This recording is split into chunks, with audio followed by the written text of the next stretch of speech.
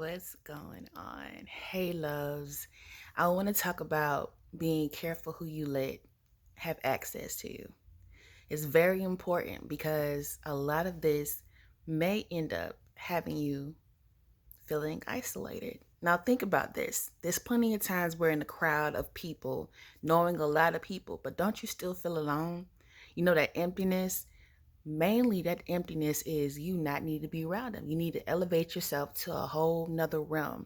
I want to go over several things on how to go about it, how to go about not letting people have access to you that don't need to have access to you, because a lot of people don't want to let go of people because they just feel like they just need to do it, and it makes them feel like a human being even though you're being belittled. Okay?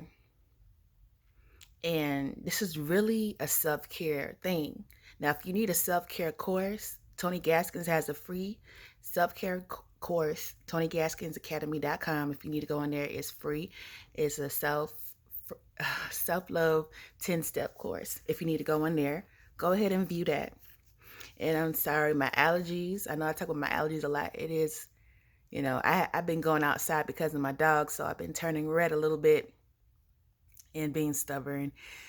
So I just didn't feel like putting any type of concealer for y'all. I'm coming to y'all blunt and raw today. All right. So this is how you go about it. Get a pen and paper and write your pros and cons on your situation. It could be a situation, it could be a person, or it could be everything. And if you need help planning, you don't know how to organize anything, hit me up, coach@caramellovehart.com. Email me so we can book a session, and I would more than more I love to help you, okay? So just get at me. It's really no excuses, right? So write down everything, your pros and cons, and which one outweighs what. Also, see how much you love yourself.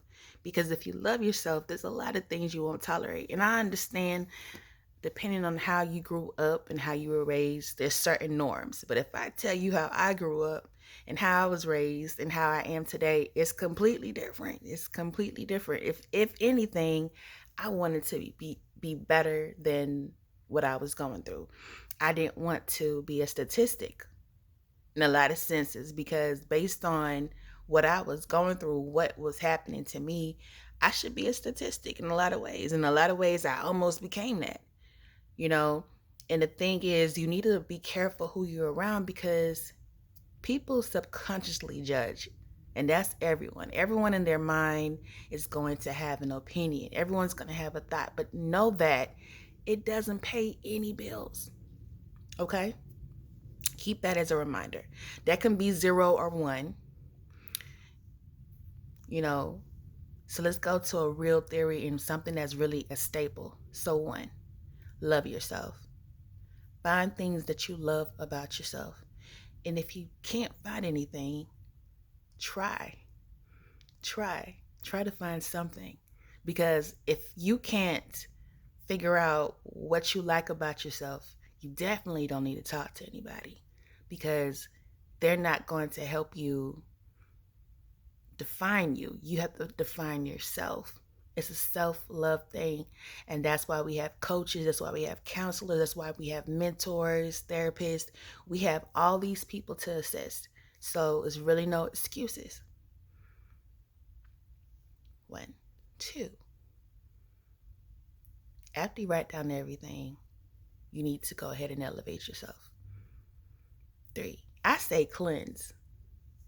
Cleansing, it really depends on how you feel, because not everyone is in the same mind frame on getting things out their system. It could be something like just drinking water for however many days. Okay? That's an example. 4, breathing. Okay? That probably should have been 1. Breathe. A lot of people don't breathe, and you worry about things that didn't happen. You know, 5, Serenity Prayer. I know a lot of my problems has been things that I can't control. Things that I can't control would get to me, and it's not fair.